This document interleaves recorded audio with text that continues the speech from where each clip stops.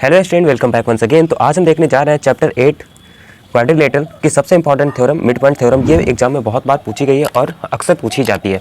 ये क्या है सबसे पहले समझते हैं। अगर किसी ट्रायंगल की मिड पॉइंट को मिलाकर एक लाइन सेगमेंट बनाया जाता है तो वो तीसरी साइड के क्या होता है, पैरेलल होता है और जस्ट हाफ होता है। ये है हमारी मिड पॉइंट थ्योरम, ठीक है। लेकिन एनसीईआरटी में सिर्फ थर्ड साइड के पैरेलल बस दे रखा है। एक चीज़ इसने नहीं लिखी है, क्या नहीं लिखी कि इसके हाफ होता है, ये नहीं लिखी, तो ये मैंने खुद से लिख ली, ठीक है। यहाँ पे लिखा है and also half of third side, ठीक। ये आपकी थ्योरम है। अब इसको फिगर बना के समझ लेते हैं। फिगर बनाना आपको आना चाहिए, ठीक है। तो आइए इसका फिगर देख लेते हैं। एनसीईआरटी में हालांकि दिया हुआ है, इसमें हमें बोला है कि एक ट्राइंगल है, उसकी हमें मिड पॉइंट को मिला के एक लाइन सेगमेंट बनाना है, ठीक है। और वही क्या होगा, इस वाली साइड के थर्ड वाली साइड के पैरेलल होगा और हाफ के बराबर होगा। मान लिया कि ए बी का मिड पॉइंट क्या है, ई है, ठीक है, बुक में दे रखा है। और ए सी का मिड पॉइंट क्या है, एफ है, एफ है। तो इसको मिला देंगे तो हमारा एक लाइन सेगमेंट बन जाएगा, इसका नाम होगा ई एफ, ठीक है सर। ये तो हमको दे ही रखा है। इसमें क्या, फिर आगे हमें एक कंस्ट्रक्शन करनी पड़ेगी। बिना कंस्ट्रक्शन के सवाल सॉल्व नहीं होने वाला है, ये थ्योरम सॉल्व नहीं होगी। तो पहले क्या कंस्ट्रक्शन करेंगे वो देख लेते हैं।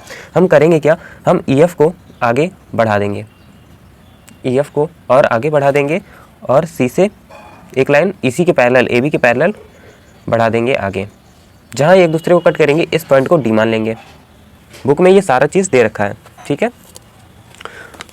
बुक में ये सारी चीज़ दे रखी है। इस लाइन को इन्होंने बोला है एम वाली लाइन और इसको बोला है एल। जहाँ पे इंटरसेक्ट हो रही है उस पॉइंट को डी बोल दिया है। तो हमें इंटरसेक्टिंग पॉइंट से मतलब है, बाकी सब से मतलब नहीं है, ठीक है। अब हम इसको सॉल्व करेंगे कैसे, ये समझ लेते हैं। थीम समझ लेते हैं पहले क्वेश्चन की, फिर क्वेश्चन सॉल्व कर देंगे। यहाँ पे देखो दो ट्राइंगल दिख रहे हैं।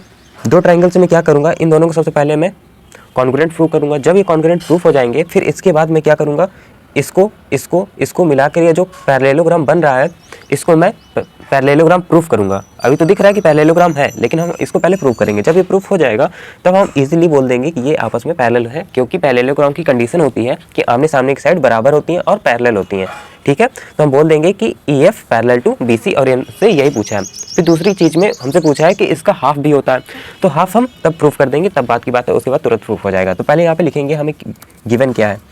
तो गिवन में लिखेंगे, प्रॉपर तरीके से बता रहा हूँ, तो एग्जाम में आपको ऐसे ही करके आना है। गिवन में है एक ट्राइंगल हमको दे रखा है, ट्राइंगल का नाम है ए बी सी। इनके ये मिड पॉइंट है, तो मिड पॉइंट का मतलब होता है कि ये वाली लाइन इस वाली लाइन के बराबर है, ठीक है। अगर ए बी का मिड पॉइंट ई है तो बोल सकता हूँ कि ए ई बराबर बी ई, ठीक है। तो हमें पहला पॉइंट हमको दे रखा है कि ए ई बराबर है इसके बी ई के, ठीक है सर। दूसरे नंबर में दे रखा है ए एफ, ये भी तो मिड पॉइंट है, तो ए एफ बराबर सी एफ हो जाएगा, ए एफ बराबर सी एफ हो जाएगा, ठीक है सर। ये चीज़ हमको दे रखी है, बस इतना ही दे रखा है। अब हमको प्रूफ क्या करना है वो देख लेते हैं। टू प्रूफ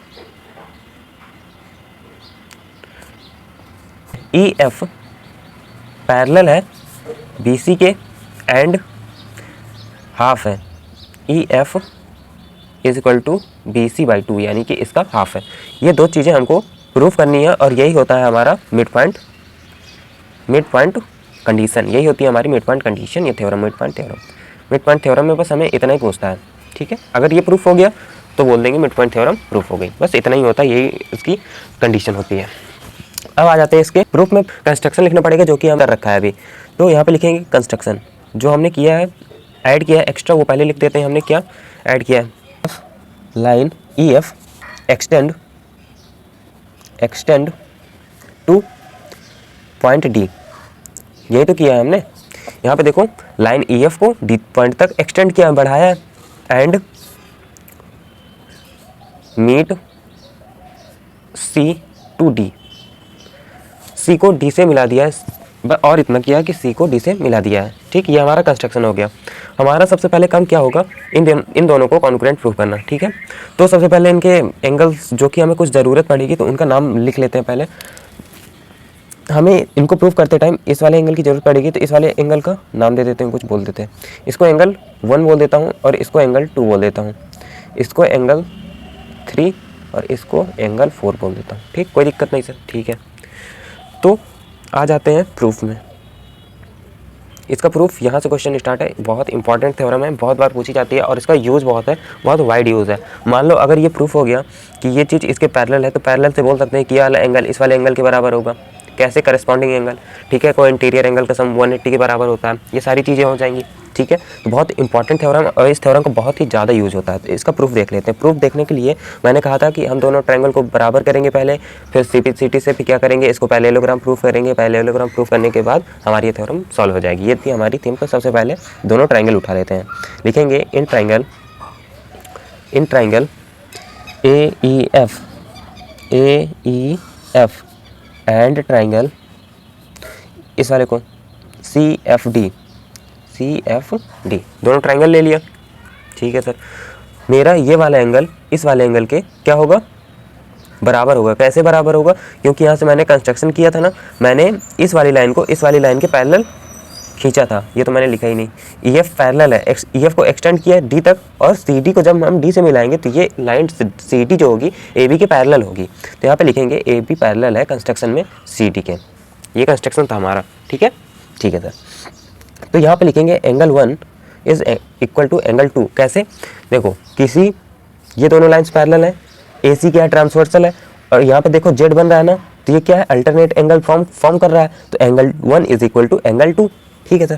तो ये अल्टरनेट इंटीरियर एंगल से ये दोनों आपस में बराबर हो गए, अल्टरनेट इंटीरियर एंगल, ठीक है। ये प्रॉपर्टी लग गई, इस प्रॉपर्टी से ये दोनों बराबर हो गए। और इसमें ये देखो ये कैसे एंगल है, वर्टिकली अपोजिट एंगल, जो कि कैसे बनते हैं, जब कोई दो लाइन आपस में इस तरह क्रॉस बना देती हैं तो ये वाला एंगल इस वाले एंगल के बराबर होता है और ये वाला एंगल इस वाले एंगल के बराबर होता है, जिनको हम क्या बोलते हैं, वर्टिकली अपोजिट एंगल। क्या बोलते हैं, वर्टिकली अपोजिट एंगल। तो यहाँ पे angle 3 is equal to angle 4। कैसे, वर्टिकली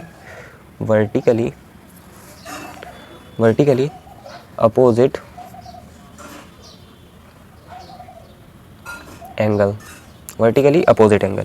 दो चीज़ तो मिल गई। एक चीज़ इसमें और गौर से देखो तो ये वाली साइड इस वाली साइड के बराबर होगी, यानी कि बोल सकता हूँ AF बराबर CF। ये हमको गिवन में दे रखा था, देखो AF बराबर CF ये हमको गिवन में बोल रखा था, क्योंकि ये इसका मिड पॉइंट है, ठीक है सर। तो यहाँ पे AF बराबर हो गई CF के, ये चीज़ मैं बोल दूंगा मेरी गिवन थी, ठीक है।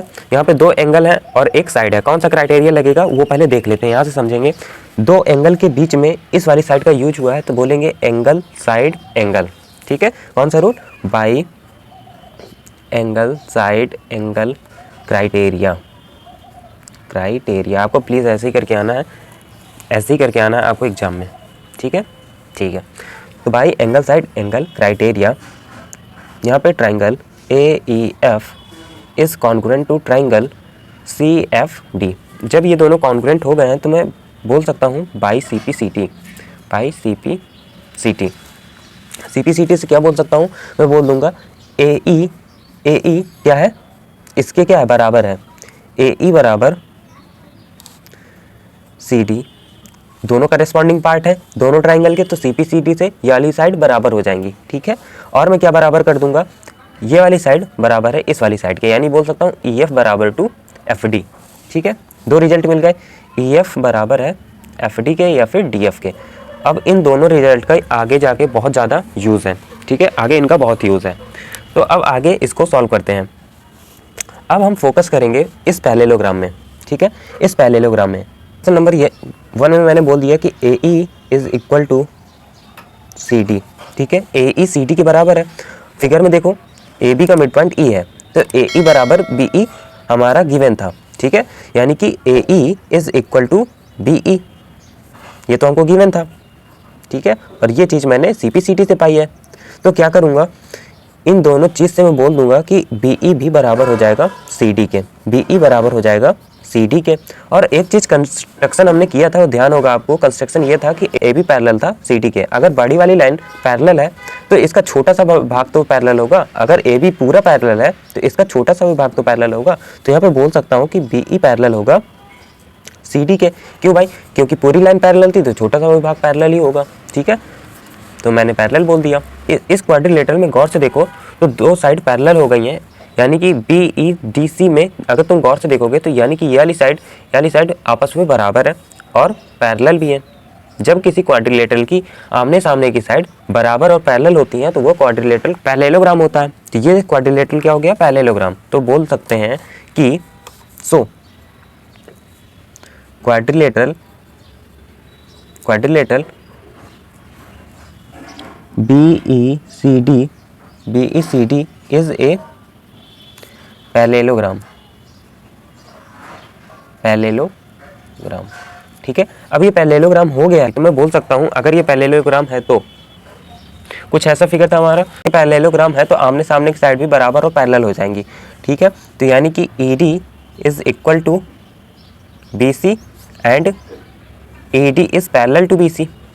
अब देखो बड़ी वाली लाइन अगर ED जो है पैरेलल है बड़ी वाली लाइन तो इसका छोटा सा विभाग तो पैरेलल होगा, तो यहाँ पे लिखेंगे सो EF पैरेलल टू BC। ये पहली चीज़ हमारी प्रूफ हो चुकी है, यही हमको प्रूफ करना था। अब सेकंड वाले पार्ट में हमें ये प्रूफ करना है कि EF जो होगा BC का हाफ होगा। ये हमारी सेकंड चीज़ थी जो हम अभी प्रूफ करेंगे। पहली चीज़ हमारी प्रूफ हो गई, प्रूफ लिख दो यहाँ पे, पहली चीज़ हमारी प्रूफ हो गई। अब हम आएंगे सेकंड चीज़ में जो कि हमें प्रूफ करनी है।